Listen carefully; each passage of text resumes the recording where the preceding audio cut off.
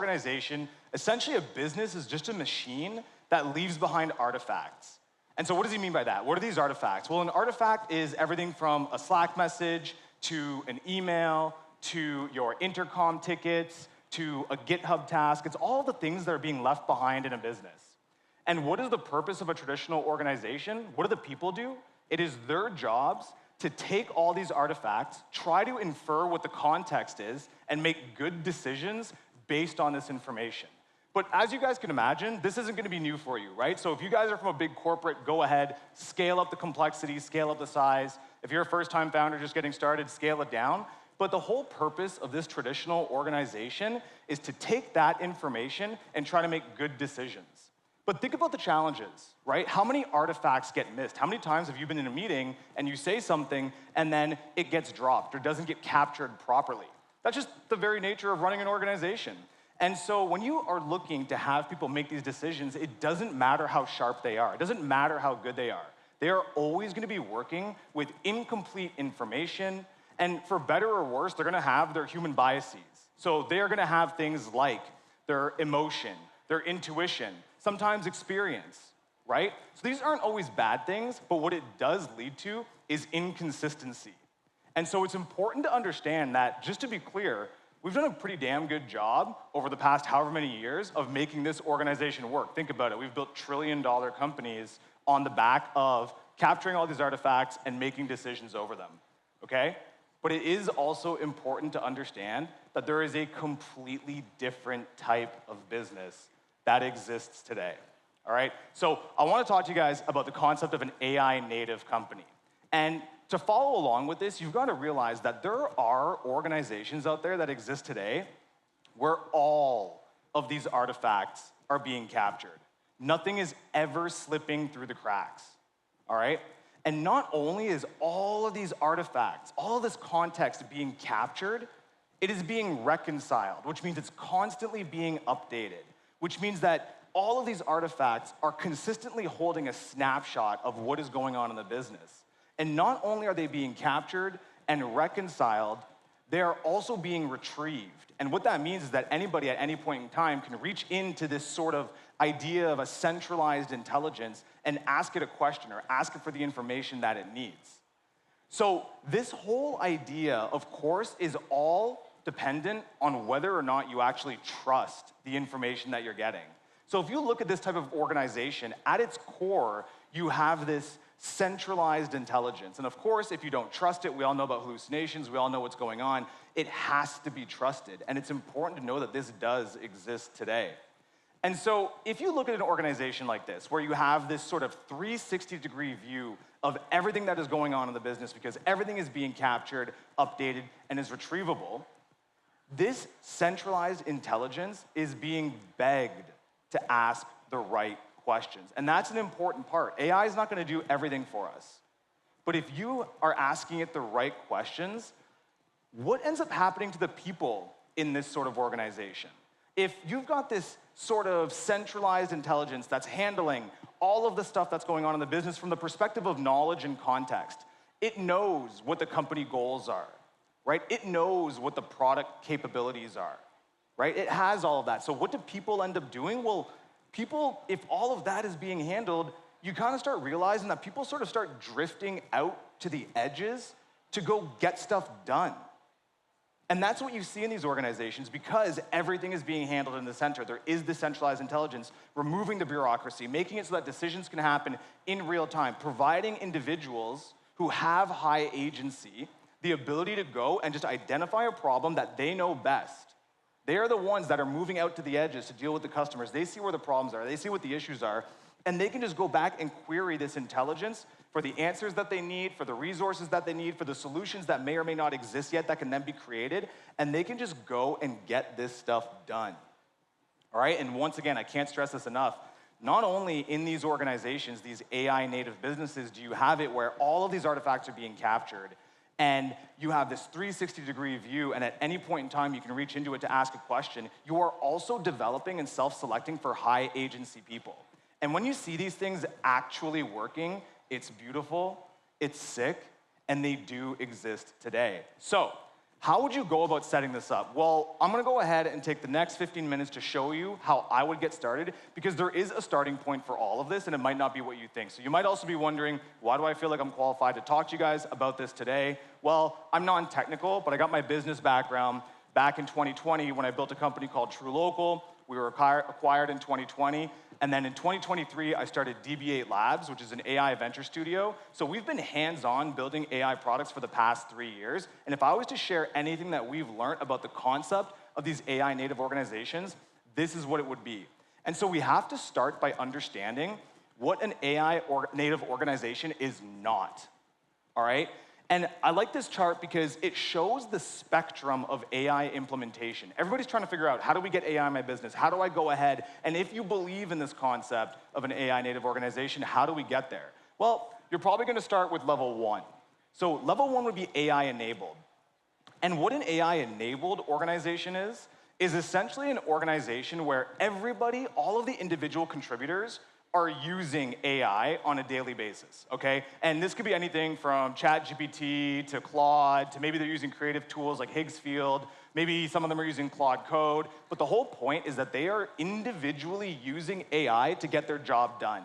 And what's happening is those individuals are learning their own AI skills. You'll start seeing a bunch of different things like subscription fees going up. Some people are gonna start talking to you about things like second brains, and this is a really good place to be. And to be quite honest, you absolutely have to be at an AI-enabled organization. If you are not in an organization that is AI-enabled, you need to go back and get them on this page, because you just cannot compete if you are at minimum not doing this, okay? So consider that level 1. Everybody is using AI and they're good at it. It's not okay anymore just to say, oh yeah, like I know how to, copy and paste an image into ChatGPT.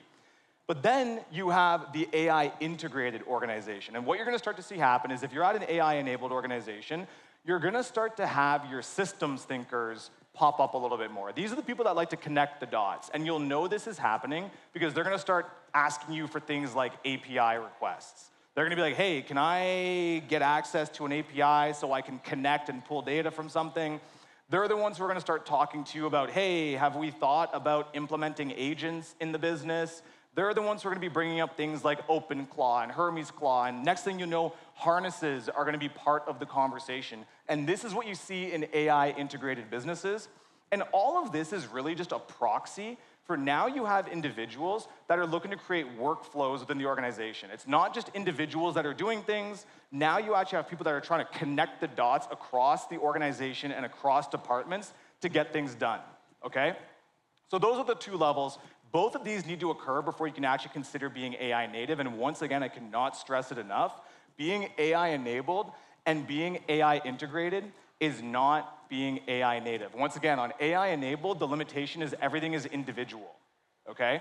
When you start getting into AI integrated, you are much better and much more efficient and effective. However, you do not own the tooling. You are always using third parties. So when you want to get to an AI native organization, and I truly believe that you just cannot compete with an organization that truly has this centralized intelligence at its core, where do you start, how do you get started, and what's going on? And to be quite honest, there's only 3 things, in my opinion, that you have to remember, okay? And that is ingestion, storage, and retrieval. These are the core pillars that you need to get started in getting your business to be AI native. And if you remember anything from this talk, it is just those 3 things: ingestion, storage, and retrieval. So if we're starting from the top, don't forget, this is all relatively new. There's no right or wrong way to do this. Everybody's figuring it out on their own. So I want to share with you guys what we have seen and how to get this started if I was to start from scratch today. So number 1 is ingestion. Okay, so what is ingestion? Well, if we just said that a business is a machine that leaves behind artifacts, and you want to have this 360-degree intelligence that understands everything going on in the business, first you have to start by actually mapping and figuring out what are all the artifacts that you even want to collect. Because if you want an organization that you can trust, you have to know what's being collected. That's just not like a button that you flip. You have to sit down with your team and say, hey, listen, let's go through our communication tools. Maybe it's email, maybe it's Slack. Okay, let's go through our CRM. Let's go through our email delivery tool. Maybe it's Zapier. Let's go through Stripe and figure out what are all the sources that are generating artifacts that I want to go ahead and capture.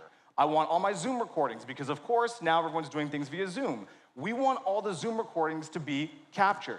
So that's number 1. You have to actually map the sources where you are gonna find these artifacts from. And unfortunately for me, once again, being non-technical, I didn't realize that you can't just map that. You have to figure out how you're actually gonna pull that data, right? So how do you actually figure this out, and how do you pull that data into your system? Well, most of the time you get lucky and you can just connect via APIs, right? And for those that don't know, an API is essentially a way to quickly go ahead and access a tool or pull data. But once you go ahead and do that, maybe you can't get an API and you gotta custom build some sort of little thing, and that's where your system thinkers come in. But once you've mapped what you have and you've figured out how you're gonna pull that data, that's still not enough. You have to actually standardize all of that data that's coming in. Once again, we didn't know this. So you've mapped it all out, you know how to pull it, but now you've got all this data coming in all sorts of different shapes and sizes. It doesn't match where you want to put it, so you actually have to standardize that data. It has to have a common shape. So you'll probably have these schemas that exist, which is essentially, just for simple terms, templates in which the data is coming in so that all of it matches the way that you want it to come. And so once you've gone ahead and mapped everything, figured out how you're gonna pull it, and then you are now standardizing it, you've got your ingestion complete. And then you can move on to the next step, which is storage. Now, admittedly, I'm not a database guy, so I might butcher a little bit of this, but I know enough to be dangerous, so I'll try to kind of break it down for you as simply as I can. Your storage is essentially where you're gonna take all of these artifacts that you've ingested, and you are gonna go ahead and save it and store it. And this is really important because you own this. And a lot of people like to think that it's a database, but it's not. It could be multiple databases. And once again, there's no right or wrong way to do this. You have to sit with your team and decide, what artifacts am I pulling? What data am I actually pulling in? And you have to think, hey, if we have this centralized intelligence, what are the capabilities that I actually want that to be able to do? You do research, you figure it out. You decide the databases that are best gonna match the data that's coming in and the capabilities that you want. Is this database composable? Is it scalable? And when you figure that out, you will now have your storage layer where you can take the data that you are now ingesting and actually store it, okay? And then that leads to my part that I love the most, which is retrieval, because I knew nothing about retrieval 2 years ago. I had no concept of what was going on. But the best way that I can explain retrieval for you is that AI has a lot of different ways that it can remember things. There's a lot of different types of memory and ways that AI can remember. And what you might be thinking is, hey, I use AI all the time. Great, let's say I believe that I should capture all my artifacts and I've now stored them in a way that is customized and unique to my business. Why don't I just go ahead and take, Opus 4.8, or if I go ahead and take GPT 5.6, or insert whatever model you want, and I'll run it into my database and it'll find all the information. Not really. I'm sure you've probably tried something like this before. Maybe you've connected ChatGPT to Google Drive and you've asked it for something and you get the answers back that you don't want. And if you remember, the only way an AI native organization works is if you trust it. The reason you can't just take a model and pipe it into your database is because these models are generalists. They're amazing, they're fantastic. But if you think about it, you custom built this database. You custom built your ingestion. Why would you let the model use its own tooling to try to search through this? That's where the retrieval layer comes in. And the way that retrieval works is essentially what's gonna allow whatever model you use to properly find the data that you want, to actually go deep and broad, and you build that yourself. And of course, the quality of your AI's memory, the quality of the AI's ability to remember things is gonna be based on how well you build out that retrieval. So I'll give you an example. So right now, everyone gets really excited about the idea of a vector database. No idea what that was a couple years ago. They get really excited about the idea of embeddings. And when they're talking about that, all they're talking about is this search type called semantic search, okay? So if you don't know what that is, it's no problem. It's a specific type of search that really focuses on meaning and similarities. So if you wanted to remember something in the way of, hey, go ahead and give me a photo of an animal, and it goes and pulls up the frogs and the dogs and the chickens, that is a semantic search. It's an example of a semantic search because it looked for an animal and it brought me back all these things that are somewhat related. And so if you think about it, let's say you custom build your retrieval to focus just on a vector database and semantic search, great, you have semantic search. You have one type of search. But then what about the needle in the haystack? What about if I want to go deep and I want to find, hey, what did Marc say? What did Marc say for the past 3 days in his meetings? Well, you're going to want to go ahead and look for a keyword search to go look up my name specifically, Marc. That is a different type of search. That is a different system. That is a different tool. That is a different way for AI to remember. And so those have to be built out. especially if you want to have it so that it is fitted to your specific storage, okay? And you can keep on going. If you look at relationship up there, that's where you hear about things like knowledge graphs, right? Where there's a specific type of remembering that focuses on the relationship between things. But the quality of your retrieval system is everything. And the quality of the retrieval system is based on the number of different search types you have built and the quality of those individual search types. So the thing that I think is most important to understand here is I truly believe that these are the 3 single most important things that you need to get started if you're looking to build an AI native organization. Truly at its core, AI native, where everything is running through the centralized intelligence. Realize we haven't even talked about the models yet. We haven't even talked about AI yet. Because if you go ahead and you custom build your ingestion, your storage, and your retrieval, you can take any model you want at any time you want and pipe it into this system, and you will get the same results. Of course, you have the nuances of the qualities of the model, but maybe you want to be using your foundational models for your big, scary problems. But then maybe you want to switch over to an open source model for costs as a daily driver. So you're like, I'm going to go ahead and start using GLM.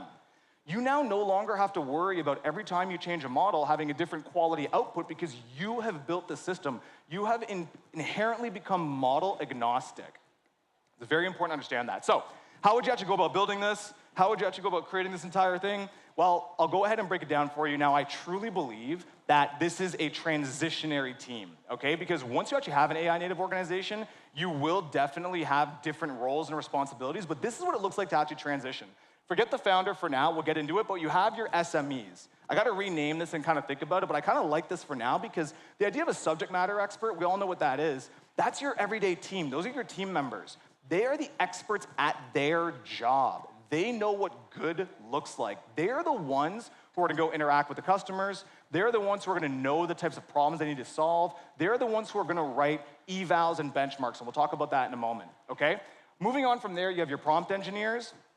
These are the ones that are gonna be building out essentially the tools that your AI is gonna use. Once again, they are your systems thinkers. They're the ones who are gonna be all excited about building out your agents, and they're also the ones that are gonna make the AI good. They're the ones who are gonna write the system prompts and the planner prompts and the user prompts to actually make the AI good. So your prompt engineers are very important. And then finally, you have your senior engineers. Listen, I don't care what anybody says. You know, we've been vibe coding for years now. You cannot vibe code your way today to a production level app, okay? Vibe coding is amazing. Everybody should be able to do it. Whether you're using Claude Code or Codex, it doesn't matter. Everybody should have the ability to vibe code some sort of solution. However, your senior engineers are the ones that are gonna make it scalable.